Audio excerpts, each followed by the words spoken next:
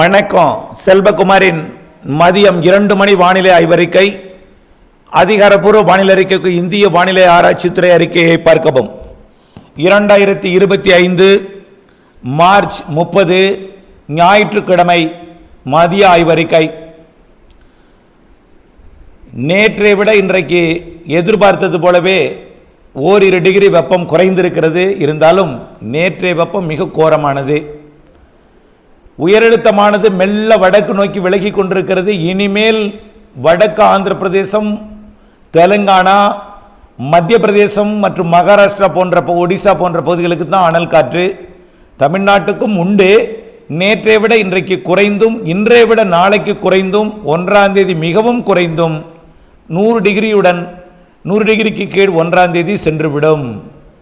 2ஆம் தேதியிலிருந்து எதிர்பார்க்கப்பட்ட மழை நீண்டகால அறிக்கையின்படி 2, 12, 22 என்ற அறிக்கையின்படியே 2ஆம் தேதியே மழை தொடங்க போகிறது. 2ஆம் தேதி மதியம் மாலை மழைப்பொழிவு, இடியுடன் கூடிய மழைப்பொழிவு ஆங்காங்கே தொடங்க இருக்கிறது.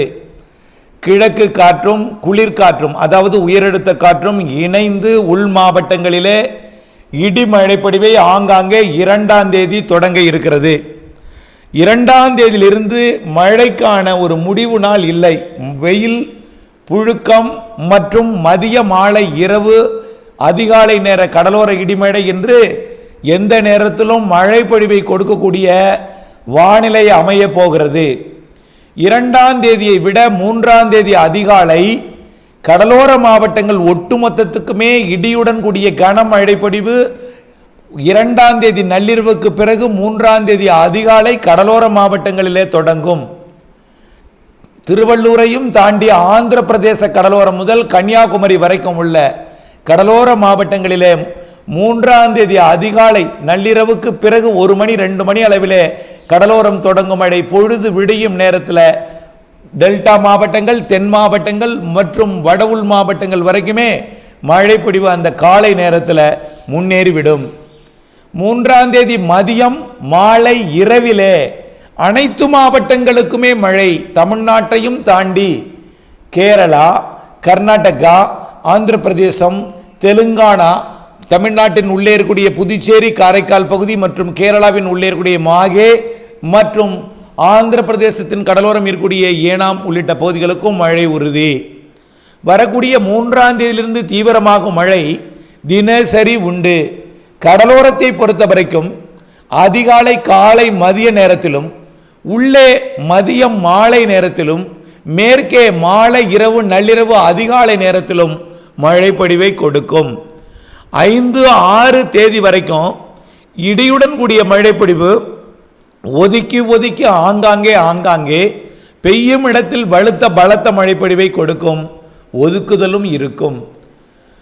வரக்கூடிய 7ஆம் தேதி வாக்கிலே தென்சீன கடற்பகுதியிலிருந்து வரக்கூடிய காற்றழுத்த தாழ்வு நிலை, காற்றழுத்த தாழ்வு பகுதியாகி தமிழ்நாட்டின் கரையை நெருங்கி 7, 8, 9, 10 தேதி வாக்கிலே நல்லதொரு மழைப்பொழிவை அனைத்து மாவட்டங்களுக்குமே கொடுக்கும்.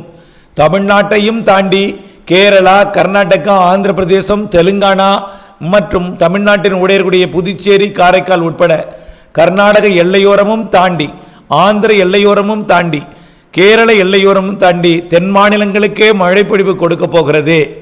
ஆகவே வரக்கூடிய 7, 8, 9, 10 தேதிகளிலே தாழ்வு நிலை மழை விட்டு அவ்வப்பொழுது மழை வானிலையை கொடுக்கும். கோடையில் ஒரு மழைக்காலம் என்று சொல்வதை விட கோடையில் மழைக்காலமாகவே முற்றிலுமாக மாறப்போகிறது.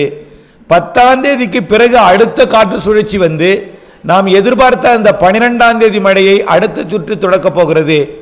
அதுவும் 16ஆம் தேதி வரை மழைப்பொழிவை கொடுக்கும் என்று எதிர்பார்க்கப்படுகிறது. ஆக வரக்கூடிய 2ஆம் தேதி தொடங்கும் மழை 7ஆம் தேதி வரைக்கும் வெப்பச்சலன இடிமழை பொழிவாகவும், 8ஆம் தேதி 9ஆம் தேதி 10ஆம் தேதி வாக்கிலே காற்றழுத்த தாழ்வு பகுதியின் காரணமாக விட்டு பரவலான மழைப்பொழிவை கொடுக்க போகிற நிலையில அடுத்த காற்று சுழற்சியும் உடனடியாக வந்து 11, 12, 13, 14, 15 என்று ஏப்ரலிலே, அதாவது பங்குனி இறுதி நாட்களிலே எதிர்பார்க்கப்பட்ட மழை தொடர்ந்து எல்லா நாட்களுமே இருக்கும். எல்லா நாட்களுமே இருந்தாலும் இடைவெளி ஒதுக்கி ஒதுக்கி, அதாவது எல்லா நாளும் மழை உண்டு, ஒதுக்கி ஒதுக்கி ஒவ்வொரு ஊரிலும் ஒரு குறிப்பிட்ட நாட்களில் மழை இருக்காது. ஆனால் எல்லா நாளும் தமிழ்நாட்டிலே மழை உண்டு. மே மாத 15 தேதி வரைக்கும், ஆக ஏப்ரல் 30 மே 15 என்று 45 நாட்கள் நல்லதொரு மழை பொழிவை கொடுக்க போகிறது. ஆக கோடை மழைக்காலமாக மாறப்போகிறது. கோடையில சாதாரண மழை அல்ல, நிகழ்வு மழை.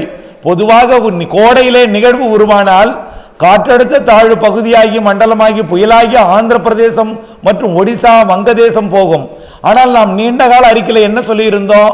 இந்த ஆண்டு நிகழ்வானது ஆந்திர பிரதேசம் ஒடிசா போகாது, அது தமிழ்நாட்டிற்கே வரும். ஏப்ரல் மேயிலே நிகழ்வு தமிழ்நாட்டிற்கு வந்து நல்ல மழைப்பொழிவை கொடுக்கும் என்று சொல்லி இருந்தோம். இந்த ஆண்டு மழைப்பொழிவு சராசரிக்கு கூடுதல் கோடை மழை இருக்கிறது என்பதையும் சொல்லி இருந்தோம். அதற்கு பிறகு 2, 12, 22 என்ற நாளையும் அறிவித்தோம். அதன்படி துல்லியமாக வானிலை அமைப்பு அமைய போகிறது.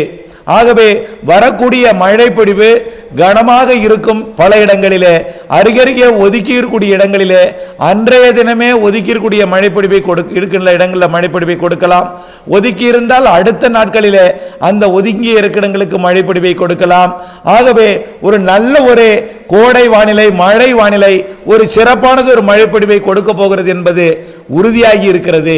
ஆகவே வெயிலை பொறுத்தவரைக்கும் இன்னும் 2-3 நாட்களுக்கு மட்டுமே இந்த உச்சபட்ச வெயில், அதுவும் நேற்றைய வெயிலை விட படிப்படியாக குறைந்து கொண்டுதான் போகுமே தவிர ஏறும் என்ற அச்சம் வேண்டவே வேண்டாம். ஆகவே மழை பொழிவை நாம் சேகரிக்க வேண்டும், சேமித்து நாம் திட்டமிட்ட விவசாயம் செய்ய வேண்டும் என்பதுதான் என்னுடைய அன்பான வேண்டுகோள். ஆகவே கோடையில் மழை பொழிந்தால் பருவமழை பற்றாக்குறை ஏற்படும் என்ற ஒரு பேச்சு நிலவுகிறது. அப்படி அல்ல.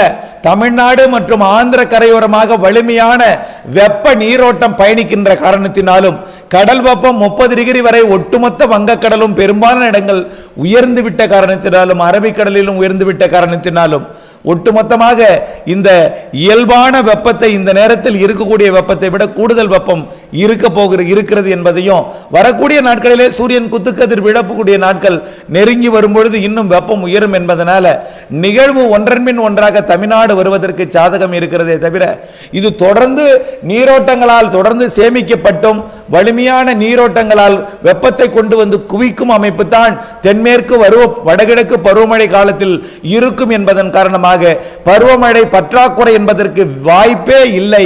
இந்த ஆண்டு சராசரிக்கு கூடுதல் 2 பருவமழைகளுமே இருக்கும். இந்த ஆண்டு விவசாயம் செழிப்பாக இருக்கும். குறிப்பிட்ட இடங்களிலே அதிக மழைப்பொழிவு தான் இருக்குமே தவிர பற்றாக்குறை என்ற பேச்சுக்கு இடமே இல்லை என்பதை திரும்ப திரும்ப தெரிவித்துக் கொள்கிறேன். மீண்டும் ஒரு முறை இறுதியாக 2ஆம் தேதி இடிமழை பொழிவு தொடங்குகிறது, 3ஆம் தேதியிலிருந்து தீவிரமடைய போகிறது என்பதுதான் இந்த ஆய்வறிக்கை. இணைந்தே இருங்கள் அப்டேட்ஸுடன். மாறுதல் அறிந்து திட்டமிட்ட பணி செய்திடுங்கள். இதை அறியாதவர்களுக்கு, அறுவடை விவசாயிகளுக்கு இதை அறிவித்து அவர்கள் முன்னெச்சரிக்கை எடுத்துக்கொள்ளுமாறு அன்போடு கேட்டுக்கொள்ளுங்கள். நன்றி.